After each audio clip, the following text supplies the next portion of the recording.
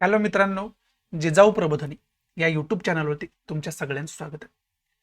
आज आपण या ठिकाणी आता याच्या अगोदरच्या लेक्चरमध्ये आपण इंडो पॅसिफिक रिजनचं महत्त्व काय आहे, नेमका इंडो पॅसिफिक रिजन कोणतं आहे, त्याच्यामध्ये वेगवेगळ्या कंट्रींच्या स्ट्रॅटेजीज काय काय आहेत, त्याच्यामध्ये विशेष करून चायनाची स्ट्रॅटेजी समजावून घेतली होती आणि युएसएची युरोपियन युनियनची काउंटर चायना स्ट्रॅटेजी काय हे सुद्धा आपण समजावून घेतलं होतं याच्या अगोदरच्या लेक्चरमध्ये. या लेक्चरमध्ये युएसएचं जे काही नवीन इनिशिएटिव्ह आहे इंडो पॅसिफिक इकॉनॉमिक फ्रेमवर्क त्याच्याविषयी आपण डिटेल इन्फॉर्मेशन बघण्याचा प्रयत्न करणार आहोत.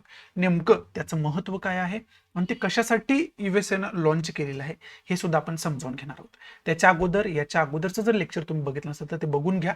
त्याच्यामुळं तुम्हाला हे लेक्चर समजून घेण्यासाठी खूप मदत होईल. सुरुवात करूया, मग बघूयात इंडो पॅसिफिक इकॉनॉमिक फ्रेमवर्कशी रिलेटेड इन्फॉर्मेशन नेमकी काय. त्याच्या अगोदर पहिल्यांदा याच्या अगोदर पण मी अनेक वेळा सांगितले इंडो पॅसिफिक रिजनचं महत्त्व काय आहे वेगवेगळ्या लेक्चर्समध्ये.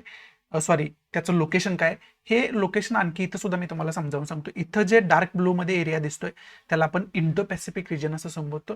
आणि इंडो पॅसिफिक रिजन का, तर दोन ओशन मिळून हा इंडो पॅसिफिक रिजन बनलेला आहे. एक तर इंडियन ओशन आणि दुसरा पॅसिफिक ओशन. इंडियनला इंडो आणि पॅसिफिकला पॅसिफिक म्हणून इंडो पॅसिफिक रिजन असं आपण त्याला म्हणतोय. आणि याचं महत्त्व काय ते अगोदरच्या लेक्चरमध्ये ऑलरेडी आपण डिस्कस केलेलं आहे. मग आता इथं आपला केंद्रबिंदू काय आहे, तर इथं आपला केंद्रबिंदू आहे इंडो पॅसिफिक इकॉनॉमिक फ्रेमवर्क. हे इनिशिएटिव्ह कुठल्या कंट्रीने लॉन्च केलेलं आहे, तर हे इनिशिएटिव्ह युएसए या कंट्रीनं लॉन्च केलेलं आहे. मग आता विशेष करून एका वाक्यामध्ये या इनिशिएटिव्हचं महत्त्व सांगायचं झालं, ध्येय सांगायचं झालं, तर इंडो पॅसिफिक रिजनमध्ये सेक्युरिटी डेव्हलप करणं, व्यापारामध्ये फेअरनेस डेव्हलप करणं, सप्लाय चेनमधले अडथळे जे आहेत ते दूर करून सप्लाय चेन व्यवस्थितरित्या करणं, हे वेगवेगळे याचे ध्येय असलेले आपल्याला पाहावयास मिळत आहेत. आणि विशेष करून ही सगळी ध्येय बघितली असता आपल्याला हे समजतं की चायनाचा जो इलिगल हस्तक्षेप या एरियामध्ये आहे त्याला काउंटर करण्यासाठीच हे इनिशिएटिव्ह नवीन आणले गेले. कोणतं इनिशिएटिव्ह, तर इंडो पॅसिफिक इकॉनॉमिक फ्रेमवर्क. मग त्याच्या अगोदर आताच आपल्याला क्वाडची मीटिंग झालेले पाहावयास मिळते. मग आता तुम्ही म्हणाल याच्या अगोदर काय युएसएने केलं नाही का, तर केलंय. इंडो पॅसिफिक इकॉनॉमिक फ्रेमवर्कच्या अगोदर क्वाडची स्थापना झालेलीच आहे आणि क्वाडचा मेंबर युएसए आहेच आहे. त्याचबरोबर क्वाडची आता मीटिंग सुद्धा झालेली आहे. त्याच्या आधारावरतीच खऱ्या अर्थानं या नवीन इनिशिएटिव्हची स्थापना केली गेली.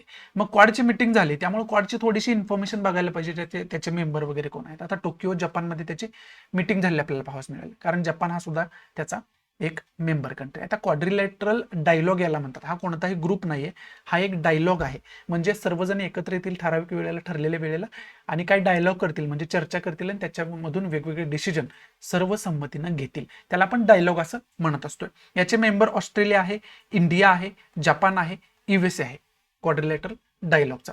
आणि याचे क्वाड्रिलॅटरल म्हणजे चार चार खरं तर मेंबर असणार आहे, त्याला आपण क्वाड्रिलॅटरल म्हणतो. त्यामुळे तर याला क्वाड्रिलॅटरल डायलॉग असं म्हटलं जातं. आता याचे 4 मेंबर स्थापनेच्या वेळी पण होते आणि इथून पुढे पण 4 मेंबर राहतील. जोपर्यंत त्याचे 4 मेंबर आहेत त्याला क्वाड्रिलॅटरलच म्हटलं जातं. आणि या क्वाड्रिलॅटरल डायलॉगच्या आधारावरती नवीन इनिशिएटिव्हची स्थापना केली गेली. मग ही छोटीशी इन्फॉर्मेशन क्वाडशी रिलेटेड आपल्याला पाहावयास मिळाली. आणि क्वाड मधल्या कंट्रीज जर बघितल्या तर त्याच्यामध्ये बरोबर इंडो पॅसिफिक रिजन किंवा पॅसिफिक एरिया बऱ्यापैकी येताना आपल्याला पाहावयास मिळतं.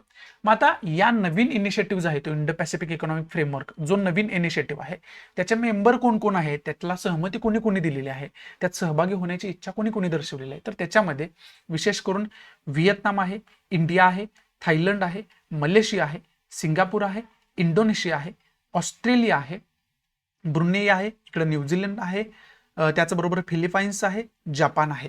आणि युएसएने तर हा खरं तर इनिशिएटिव्ह लॉन्चच केले, त्यामुळे युएसए तर असणारच ऑब्वियस गोष्ट आहे. ह्या सगळ्या कंट्रीज आहेत त्या खरं तर याला पाठिंबा दर्शवतात, याच्यामध्ये इन्व्हॉल्व्ह होण्याची खरं तर आपण म्हणू शकतो की इच्छा दर्शवतात. म्हणजे सगळ्या या कंट्री त्या इनिशिएटिव्हमध्ये इन्व्हॉल्व्ह होताना आपल्याला पाहावयास मिळतात. मग याची जर लाईन टू लाईन इन्फॉर्मेशन आपण बघितलं तर याची लाईन टू लाईन इन्फॉर्मेशन काय आहे, तर विशेष करून हे जे इनिशिएटिव्ह आहे ते लॉन्च कुणी केले, तर हे लॉन्च केले गेले युएसए कडून. आणि इंडो पॅसिफिक रिजनमध्ये रेझिलन्स डेव्हलप करण्यासाठी, सस्टेनेबिलिटी डेव्हलप करण्यासाठी, इन्क्लुझिव्हनेस डेव्हलप करण्यासाठी, इकॉनॉमिक ग्रोथ सगळ्या कंट्रींची व्हावी, जगाची व्हावी, त्याच्यासाठी फेअरनेस या एरियामध्ये जो व्यापार चालतो त्याच्यामध्ये फेअरनेस आणण्यासाठी आणि कॉम्पिटिटिव्हनेस म्हणजे स्पर्धात्मकता वाढवण्यासाठी जे काय वातावरणाची गरज आहे ते वातावरण इंडो पॅसिफिक रिजनमध्ये डेव्हलप करण्यासाठी खरं तर या इनिशिएटिव्हची स्थापना झालेली आहे. इंडो पॅसिफिक इकॉनॉमिक फ्रेमवर्कची स्थापना झाली. म्हणजेच काय, तर स्ट्रेंथन इकॉनॉमिक पार्टनरशिप. या एरियामधल्या ज्या कंट्रीज आहेत त्या कंट्रींसोबत युएसएला चांगले संबंध डेव्हलप करायचे आहेत, आर्थिक संबंध डेव्हलप करायचे आहेत. आणि ते संबंध डेव्हलप करणं आणि स्ट्रेंथन करणं म्हणजे त्याला एक बळ प्राप्त करणं, हे खरं तर याचं ध्येय आहे या इनिशिएटिव्हचं. मग आता अपॉर्च्युनिटी इंडो पॅसिफिक रिजनसाठी काय अपॉर्च्युनिटी आहे, तर इंडो पॅसिफिकला आपण येणाऱ्या काळामध्ये engine of global economic growth, जागतिक आर्थिक वृद्धीचं एक स्थळ आपण बनवू शकतो इंडो पॅसिफिक रिजनला. तेच बनवण्याचा प्रयत्न युएसए खरं तर या इनिशिएटिव्हच्या अंतर्गत करण्याचा प्रयत्न करतोय आणि सगळ्या मेंबर कंट्रीच्या करण्याचा प्रयत्न करतील असं आपण म्हणू शकतो याच्यामध्ये. मग आता याच्यामध्ये थोडंसं इंडो पॅसिफिक रिजनचं महत्त्व सांगितलेलं आहे. त्याच्यामध्ये इंडो पॅसिफिकमध्ये वास्तव्य करणाऱ्या कंट्री ज्या आहेत त्या कंट्री 60% GDP कॉन्ट्रीब्युट करतात जगामध्ये. हे खरं तर महत्व आहे. त्याचबरोबर इथं वास्तव्य करणाऱ्या कंट्री ज्या आहेत ना त्या कंट्री जास्त पॉप्युलेशन असणारे कंट्री आहेत. म्हणजे इंडो पॅसिफिकमध्ये जगाच्या 60%पेक्षा जास्त पॉप्युलेशन आहे, निम्म्यापेक्षा जास्त पॉप्युलेशन इंडो पॅसिफिकमध्ये वास्तव्य करते. त्याचबरोबर 60%पेक्षा जास्त युथ पॉप्युलेशन म्हणजे तरुण संख्या जी आहे, तरुण लोकसंख्या जी आहे ते इंडो पॅसिफिक रिजनमध्ये आहे. आणि 38पेक्षा जास्त कंट्री या एरियामध्ये आहेत. हे मागच्या लेक्चरमध्ये सगळं मी तुम्हाला सांगितलेलं आहे. याचा अर्थ काय झाला, तर याचा अर्थ विशेष करून जास्त पॉप्युलेशन आहे म्हणजे मोठं मार्केट अवेलेबल आहे, म्हणजेच मार्केट अवेलेबल असणं हे कोणत्याही अर्थव्यवस्थेसाठी इन्कमचा सोर्स असतोय. त्याचबरोबर युथ पॉप्युलेशन आहे म्हणजे मोठा नोकर वर्ग निर्माण होणार आहे. आता 38 कंट्री ज्या इथं राहत आहेत किंवा 38 पेक्षा जास्त कंट्री ज्या आहेत त्या कंट्री विशेष करून विकसनशील देश आहेत किंवा गरीब देश आहेत. म्हणजेच इथं चीप लेबर अवेलेबल होणार आहे, स्वस्तात नोकर वर्ग अवेलेबल होणार आहे. म्हणजेच काय, तर वेगवेगळ्या कंट्री इथं स्वतःचं मॅन्युफॅक्चरिंग हब डेव्हलप करू शकतात आणि स्वस्तात कर्मचारी वर्ग खरं तर हायर करू शकतात. आणि त्यामुळं खरं तर मॅन्युफॅक्चरिंग सेक्टरला खूप मोठा नफा कमवता येणार आहे. आणि त्याचबरोबर इथंच मॅन्युफॅक्चरिंग हब डेव्हलप केल्यामुळे इथंच त्यांना मोठं मार्केट अवेलेबल होणार आहे, कारण पॉप्युलेशन जास्त आहे इथलं.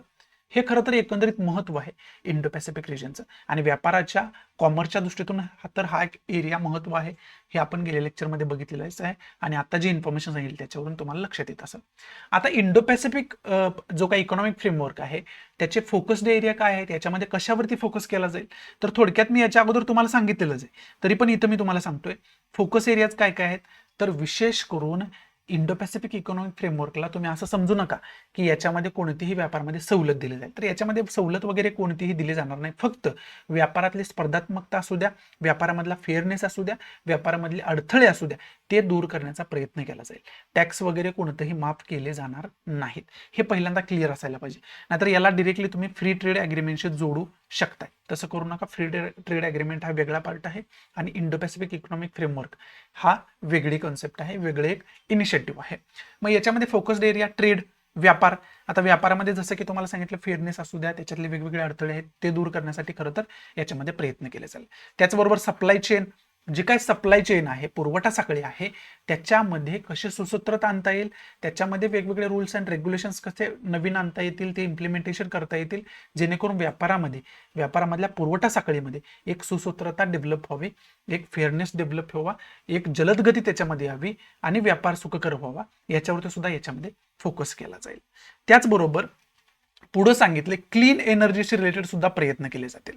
म्हणजे आता पॅरिस ॲग्रीमेंटवरती अनेक कंट्रीज काम करताना पाहावयास मिळतात. इंडिया तर त्याच्यामध्ये लिडिंग कंट्री आहे. मग आपल्याला क्लीन एनर्जी कशी डेव्हलप करता येईल, डिकार्बनायझेशन म्हणजे कार्बनचं एमिशन जे आहे ते कमी कसं करता येईल, याच्यावरती फोकस केला जाईल. आणि त्याच्याशी रिलेटेड इन्फ्रास्ट्रक्चरची काय गरज आहे ते सुद्धा इन्फ्रास्ट्रक्चर डेव्हलप करण्याचा, या मेंबर कंट्रीना एकमेकांना मदत करण्याचा खरं तर याच्यामध्ये प्रयत्न केला जाईल. आणि त्याचबरोबर पुढं जे काय या एरियामध्ये टॅक्स अँड अँटी करप्शन, खरं तर टॅक्सशी रिलेटेड जे काय गफलती चालतात, करप्शन वेगवेगळ्या प्रकारचं केलं जातं वेगवेगळ्या कंट्रीमध्ये. चायना जसं इलिगल हस्तक्षेप करत असतं, ते सगळं जे आहे त्याच्यावरती कशा पद्धतीने आपण अंकुश ठेवू शकतो याचा सुद्धा विचार खरं तर इनिशिएटिव्हमध्ये केला जाईल. ही थोडक्यात इन्फॉर्मेशन आहे इंडो पॅसिफिक इकॉनॉमिक फ्रेमवर्कशी रिलेटेड. आणि याची जी काय ध्येय आहेत ती ध्येय आपण चांगल्या पद्धतीनं इथं समजावून घेण्याचा प्रयत्न केला. म्हणजे एकंदरीत युएसए जो आहे तो ताकदीनिशी आता या एरियामध्ये एंटर करताना पाहावयास मिळतो. चायनानं ऑलरेडी या एरियामध्ये एंटर केले, गेल्या लेक्चरमध्ये तुम्हाला सगळं ते समजून घेता चालेल. पण आता युएसए सुद्धा त्या चायनाला काउंटर करण्यासाठी आणि स्वतःचं एक आर्थिक हित साधण्यासाठी या एरियामध्ये या इनिशिएटिव्हच्या अंतर्गत फुल फोर्सने एंटर झालंय असं आपण या ठिकाणी डिक्लेअर करू शकतो. अशा आहे मी तुम्हाला चांगल्या पद्धतीनं हे समजावून सांगू शकलो असेल. जिजाऊ प्रबोधन अकॅडमी पुण्यात पण आहे. पुण्यामध्ये जर तुम्हाला offline UPSC MPSC related guidance घ्यायचा असेल, लेक्चर जॉईन करायचे असतील, वेगवेगळे खरं तर कोर्स जॉईन करायचे असतील तर खाली दिलेल्या नंबरवरती तुम्ही कॉन्टॅक्ट करू शकता आणि स्वतःची सीट लवकरात लवकर बुक करू शकता. सो आवडत असेल तर प्लीज लाईक करा, नसेल तर डिसलाईक करा. आणि डिसलाईक का केलं हे कमेंट बॉक्समध्ये नक्की सांगा, जेणेकरून तुमच्या इन्स्ट्रक्शननुसार त्याच्यामध्ये मी इम्प्रोव्हायझेशन करू शकेन. आणि जास्तीत जास्त आपल्या मराठी विद्यार्थ्यांना शेअर करा, जेणेकरून सर्व मराठी विद्यार्थ्यांचा फायदा होऊ शकेल. सो या ठिकाणी तुमची रजा घेतो. भेटू आपण अशाच नवीन इंटरेस्टिंग लेक्चरमध्ये. तोपर्यंत thanks for watching. Good bye, take care, जय हिंद.